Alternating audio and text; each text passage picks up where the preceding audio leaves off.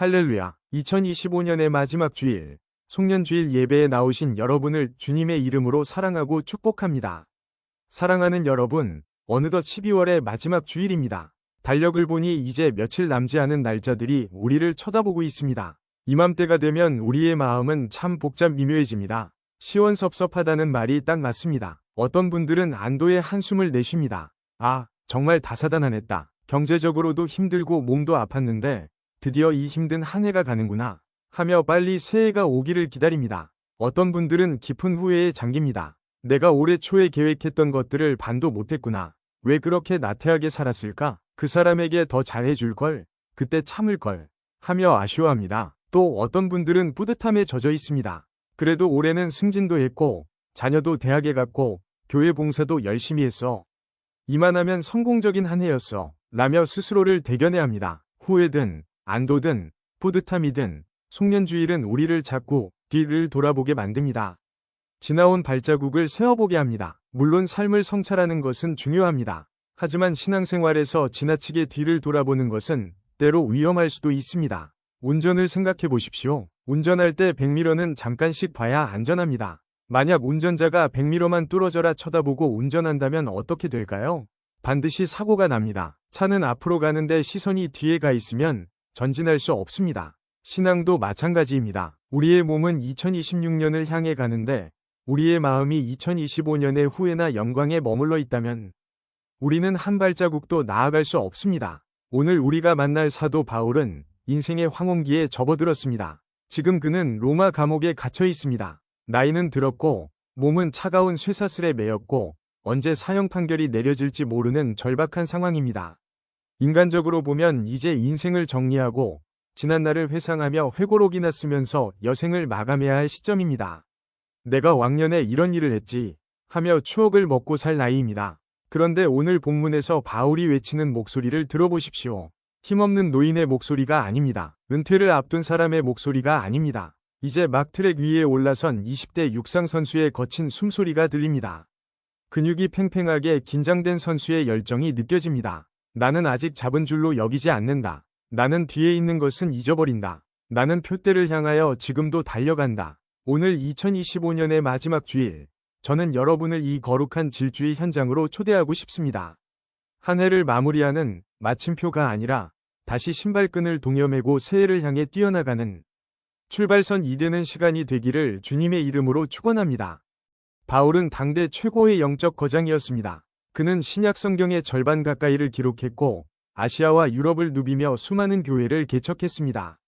심지어 삼층천을 경험했고 죽은 자를 살리는 기적도 행했습니다. 그가 전도하여 세운 제자들만 해도 셀 수 없을 정도입니다. 이 정도면 이렇게 말해도 되지 않을까요? 나는 할 만큼 했다. 나는 이제 이루었다. 내 신앙의 경지는 완성되었다. 이제는 너희들이 뛸 차례다. 후배들에게 나처럼만 해라 고 훈수를 두며 뒷짐지고 편안하게 지내도 아무도 뭐라 할 사람이 없습니다. 그런데 12절을 보십시오. 바울은 단호하게 고백합니다. 내가 이미 얻었다 함도 아니요 온전히 이루었다 함도 아니라. 13절에서도 반복합니다. 형제들아 나는 아직 내가 잡은 줄로 여기지 아니하고. 여러분, 이것이 무슨 뜻입니까? 바울에게는 거룩한 불만족이 있었습니다. 그는 현재의 영적 상태에 만족하지 않았습니다. 예수님을 더 알기 원했고, 예수님을 더 닮기 원했고, 부활의 권능을 더 깊이 체험하기 원했습니다. 그는 자신이 하나님 앞에 섰을 때 여전히 부족한 죄인임을 뼈저리게 알았습니다. 그는 자신이 박물관에 전시된 완성품이 아니라 여전히 공사판에서 먼지를 뒤집어 쓰고 있는 공사 중 인존재임을 인정했습니다. 오늘날 우리 신앙의 가장 큰 적은 무엇입니까? 실패나 고난이 아닙니다. 오히려 어설픈 성공과 안주함입니다. 나는 모태신앙이야. 나는 직분자야. 나는 성경을 몇 독했어. 나는 11조도 하고 봉사도 해. 이 정도면 괜찮은 신앙인 아니야? 우리가 이만하면 됐다 라고 생각하는 순간 우리의 영적 성장은 멈춥니다. 그 자리에 멈추는 것이 아니라 퇴보하기 시작합니다. 고인 물은 썩기 마련입니다. 자전거는 페달을 밟지 않으면 넘어집니다. 신앙은 명사가 아니라 동사입니다. 움직이지 않으면 죽은 것입니다. 사랑하는 여러분, 올 한 해 여러분의 신앙은 어떠셨습니까? 혹시 왕년의 은혜에 기대어 살지는 않았습니까? 10년 전에 받은 은혜, 작년에 했던 뜨거웠던 봉사를 훈장처럼 여기며 정작 지금은 식어버린 가슴으로 형식적인 예배를 드리고 있지는 않습니까? 오늘 바울의 이 겸손한 고백이 우리의 고백이 되기를 원합니다. 주님, 저는 아직 멀었습니다. 저는 아직 배가 고픕니다. 저는 여전히 주님의 은혜가 절실히 필요한 죄인입니다. 내년에도 주님 없이는 살 수 없습니다. 이 겸손한 고백이 있을 때 하나님은 2026년에 부어주실 새로운 은혜를 예비하실 것입니다. 빈 그릇이라야 채울 수 있기 때문입니다. 그렇다면 계속해서 달려가기 위해 우리가 구체적으로 해야 할 일은 무엇입니까? 바울은 첫 번째 비결로 망각을 이야기합니다. 13절 하반절입니다. 오직 한 일 즉 뒤에 있는 것은 잊어버리고, 여기서 잊어버린다 는 헬라어 단어 에필란타노메노스 는 단순히 기억력이 나빠져서 까먹는 건망증을 말하는 것이 아닙니다. 이것은 과거가 현재의 나에게 영향을 미치지 못하도록 위지적으로 끊어버리는 결단을 의미합니다. 과거의 기억이 내 발목을 잡지 못하게 밧줄을 끊어버리는 행위입니다. 그렇다면 바울이 잊어버리겠다고 한 뒤에 있는 것은 구체적으로 무엇일까요? 우리는 흔히 과거의 죄, 실패, 상처를 잊어야 한다고 생각합니다. 맞습니다. 용서받은 죄를 다시 끄집어내어 스스로를 정죄하는 것은 사탄의 전략입니다. 하나님이 기억하지 않으시는 죄를 내가 기억해서는 안 됩니다.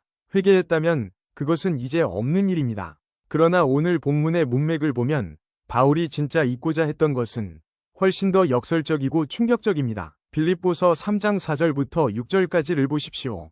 바울은 그가 가진 스펙, 즉 자랑스러운 과거를 나열합니다. 나는 8일 만에 할례를 받고 이스라엘 족속이요 베냐민 지파요 히브리인 중이 히브리인이요 율법으로는 바리새인이요 율법의 위로는 흠이 없는 자로다. 이것은 당시 유대 사회에서 가장 화려하고 자랑스러운 영적인 트로피였습니다. 누구도 따라올 수 없는 금수저 스펙이었습니다.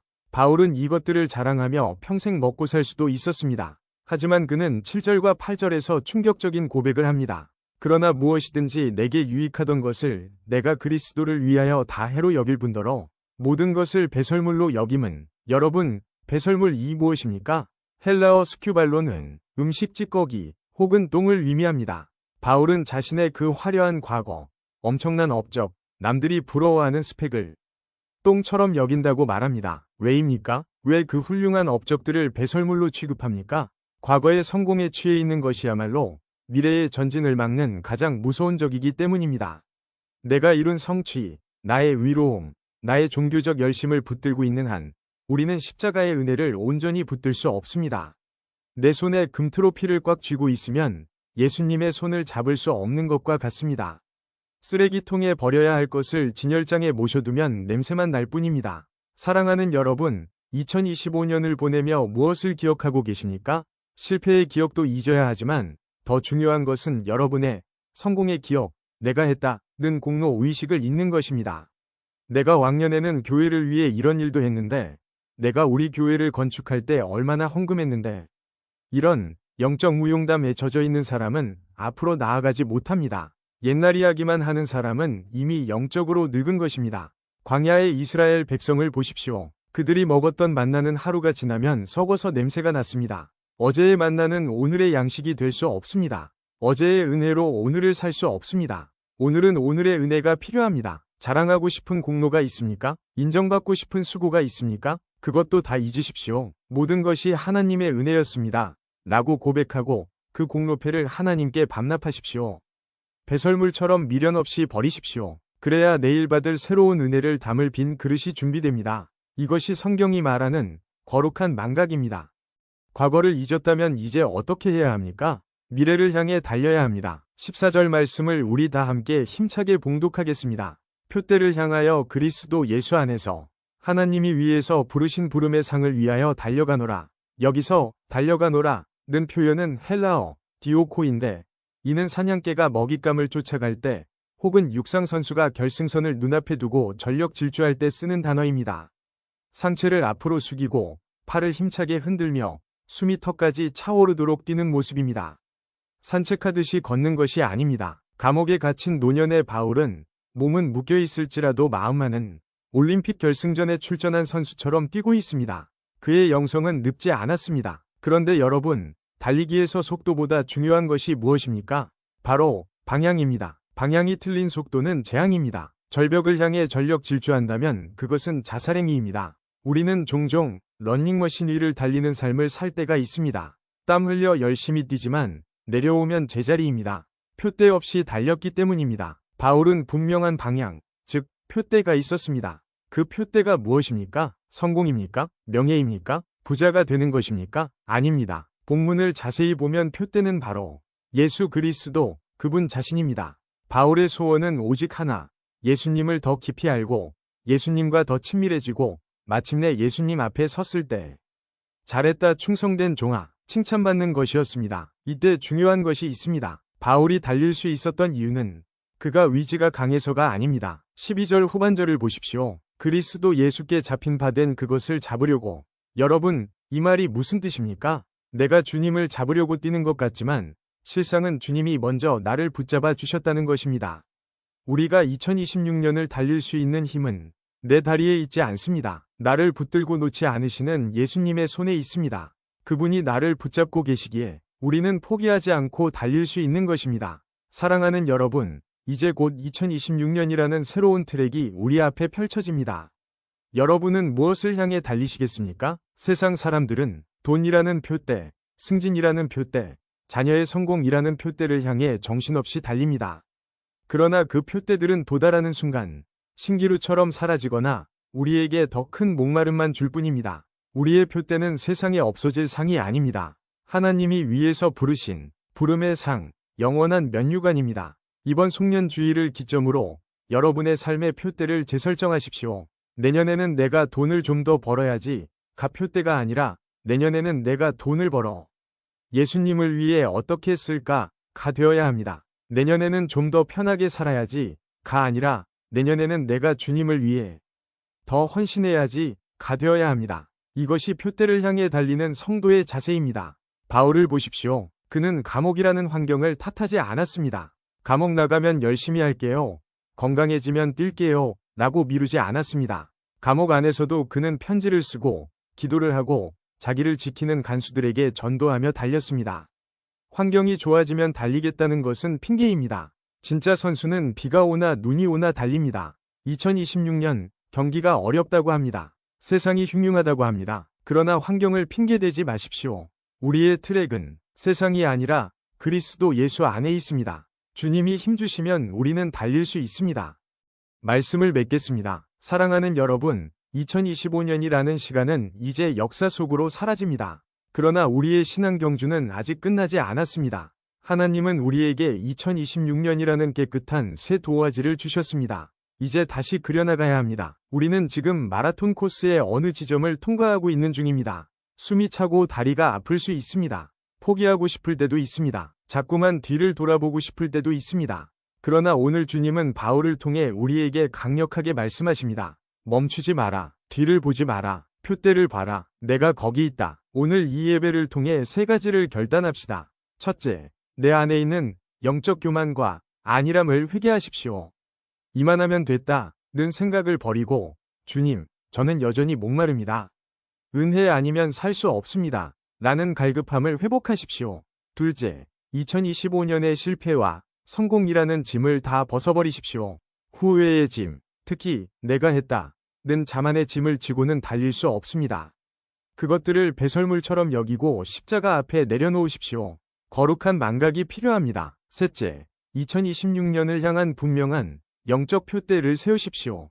막연하게 새해를 맞이하지 마십시오. 내년에는 성경 일독을 하겠다, 한 영혼을 전도하겠다, 새벽 제단을 쌓겠다 는 구체적인 표대를 정하고 예수님만 바라보며 출발선에 서십시오. 결승선에서 우리를 기다리시며 두 팔 벌려 응원하고 계신 예수 그리스도를 바라봅시다. 거의 다 왔다. 조금만 더 힘을 내라. 내가 너를 도와주마. 주님의 이 응원 소리를 들으며 다가오는 2026년 새해에도 독수리 날개 치며 올라감같이 힘차게 달려가는 저와 여러분 되시기를 주님의 이름으로 축원합니다. 기도하시겠습니다. 사랑의 하나님, 다사다난했던 2025년을 지켜주신 은혜에 감사합니다. 지나온 시간 속에 있었던 아쉬움과 후회, 그리고 내세우고 싶었던 교만함까지 십자가 앞에 다 배설물처럼 내려놓고 잊어버리기를 원합니다. 이제 과거에 매이지 않고 오직 예수 그리스도라는 표대만을 바라보며 새해를 향해 전력 질주하는 믿음의 경주자가 되게 하옵소서. 우리의 영원한 상급 되시는 예수님의 이름으로 기도드립니다. 아멘.